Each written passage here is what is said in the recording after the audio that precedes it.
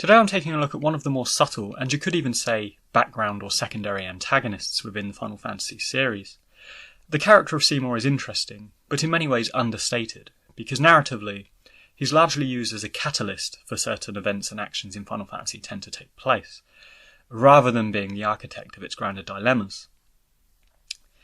And that's not to say he's a bad character, of course, because Seymour's particular brand of scheming villainy produced some really good twists and narrative contributions to the game. But it's simply that the relationship between Ject and Tidus, and Ject's position as a final boss, and his redemption tale as a tragic antagonist, which I discussed in my recent Ject episode, is the much more prominent facet of story that leads up and into the closing moments in the endgame. So, I'm going to proceed to discuss Seymour today, but just briefly before I do, I want to digress on a quick point about my channel in these recent episodes I've worked on, because in the past, and up until recently, I've had a few people commenting quite persuasively that I should be using video footage to clarify my points, rather than just using static screenshots, which I had been doing for my reviews for a number of years. And while I've always intended this channel to be a more podcast style and audio-focused format that people can just basically listen to while they do other stuff, I have recently tried to accommodate this request for video for those that would want it. The issue here is that firstly, I'm getting copyright notices flagged up all over these videos, and secondly, it takes a lot longer for me to produce content, and I have a number of episodes backed up across Final Fantasy and non-Final Fantasy games, so I'm just genuinely interested to know whether video appeals to people over mere audio. Anyway, let's delve now into the flamboyant and duplicitous character of Final Fantasy X's Seymour Guado, who, on the surface, is the archetype of a megalomaniac sort of villain, but actually, if we scratch beneath the surface, we see he has his own share of intrigue, tragedy, and childhood trauma to contend with. Indeed, the childhood trauma aspect of Seymour is what I'd like to start with, because my contention with Seymour is that in many respects he's actually an analogue and a mirror image of Tidus' life story and momentous life events. And this is a trait that Square employs quite effectively with many of their villains and sub-characters. For example, Final Fantasy VIII sees Squall and Cypher being mirror images of one another, and arguably the same could be said for Rinoa and Ultimecia, whose similarities are debated to this day. Final Fantasy IX sees Zidane and Kuja as analogues of one another, and 7 sees Cloud and Sephiroth, sharing these traits via Genova. And of course, Final Fantasy XV sees Noctis and Ardyn running parallels through their Armiger abilities and Lucian ancestry. So, this idea of the duplicate and the doppelganger and the subtleties between friend and foe are really interesting traits that emerge every so often in Final Fantasy titles. And I think the similarities between Seymour and Tidus is a much more subtle, but certainly apparent, example of this. So let's begin our exploration of Seymour by looking at some of these parallels. Like Tidus, Seymour has a father of considerable status, and like Tidus, Seymour does indeed follow in the father's footsteps. Rather than becoming a famous blitzball player like Tidus and Ject, however, Seymour becomes a priest and later a maester of Yevon, like Jyscal before him. And of course, on the note of following in the footsteps of family, this bears an interesting similarity to Yuna becoming a summoner like Braska before her.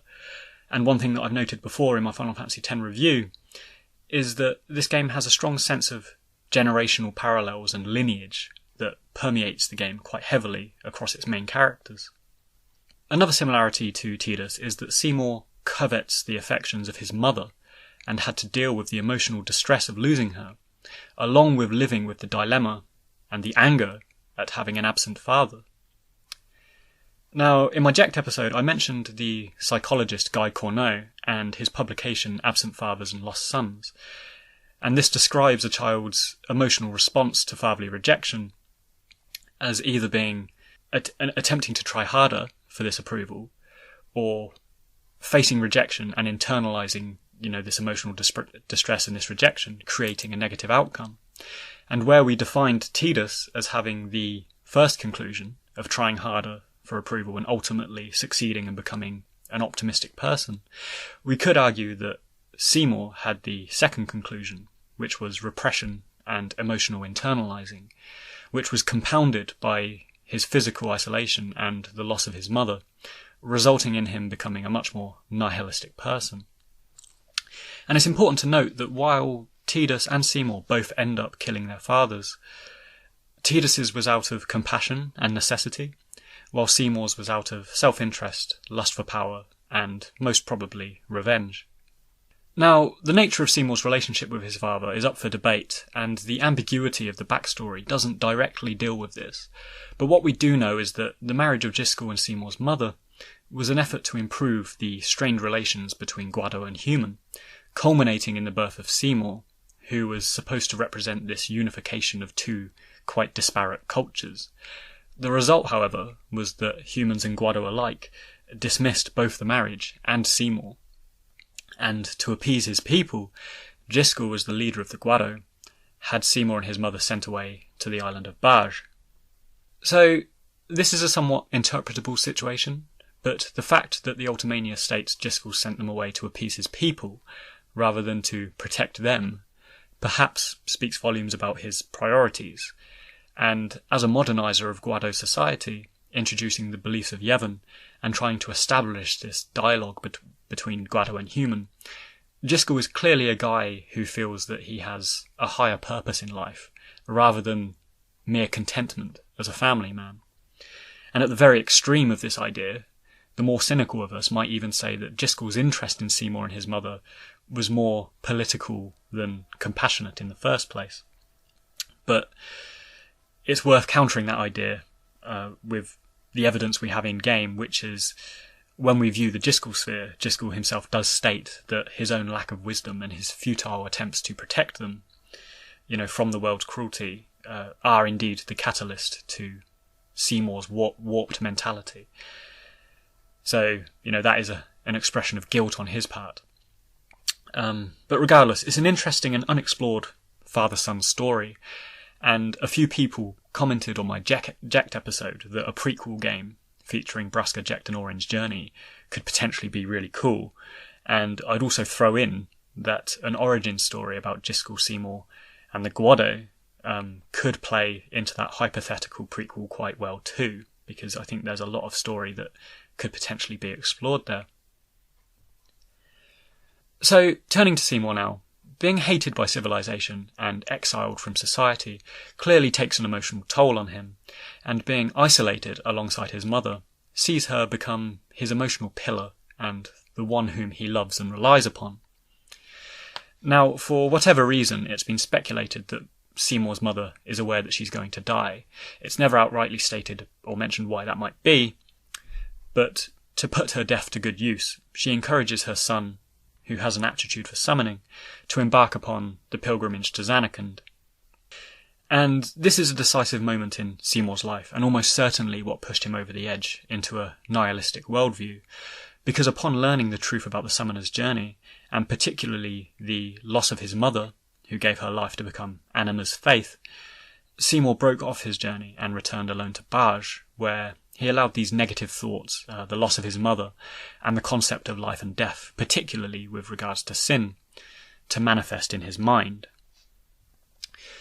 So, Seymour's an interesting guy, and this tragic backstory is a solid foundation for his evil doings later in the game. I've mentioned previously that I prefer antagonists who are somewhat authentic or sympathetic, or at least understandable in their outlook and their actions, with other good examples being Ardyn from 15 and Sephiroth from 7. And I think Seymour's backstory and his departure from reality and rationality is conveyed quite well and quite authenticated against this, backdrop. Interestingly too, Seymour's goals are broadly speaking the same as the party's. He's abhorred by the constant cycle of death and destruction that sin brings to bear, and like the party, he wants to save people from this. However, Seymour's solution to the problem is to become sin and end all existence, rather than simply, destroying sin, the entity itself. And the reason for this, I think, is partly to do with his nihilistic outlook, which is an overtly negative experience of life and partly goes back to his mother and her encouragement of him to become a strong summoner. reading between the lines here, it's reasonable to assume that Seymour's mother wanted him to become strong and to prove his worth against those who ostracised him. And as previously mentioned, her assistance in this extended to the point where she became the Aeon Anima. Now, being encouraged by the one person you care about, to attain strength and pursue power, and being told you're destined to be great and be admired and achieve great things, which is generally what successful summoners such as Braska are posthumously revered for by the people of Spira. This might naturally have led Seymour to covet things that denote power and denote greatness, in both a nihilistic and narcissistic sense.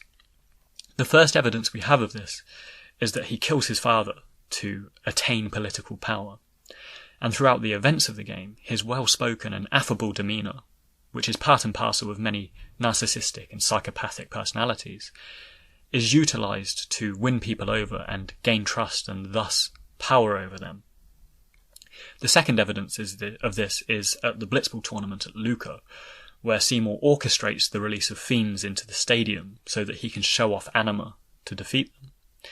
And this display of power and winning the affections of people is yet another instance of Seymour's pursuit of power, building these blocks towards the ultimate goal, an acquisition for him, which is to become sin.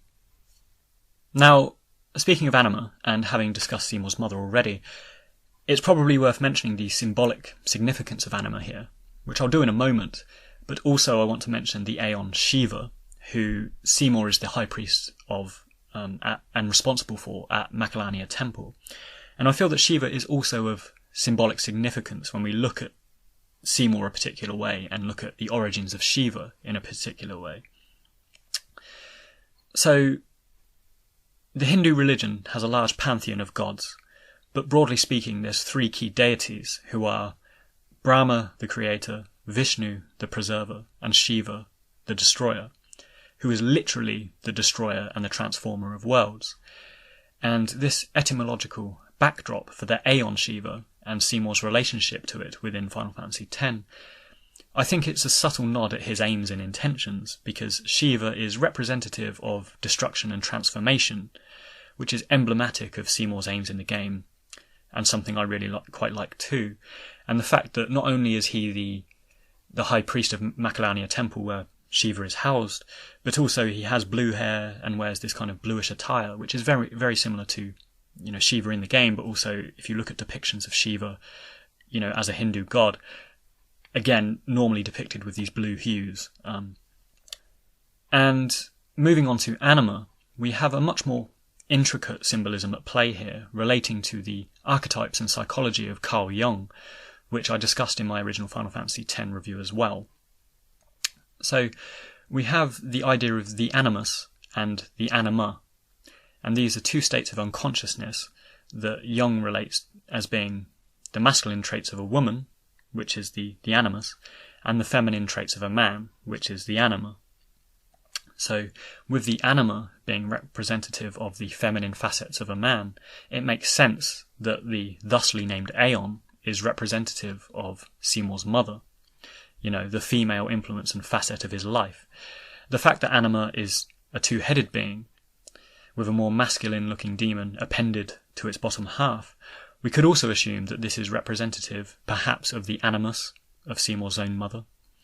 So is perhaps her more masculine and violent trait, or it could actually represent the plurality and duality apparent within the idea of the anima, which is that the anima can be both a source of inspiration and life, but also representative of pain and death, which is quite befitting of these circumstances surrounding Seymour, because of course death and loss permeates his character quite heavily.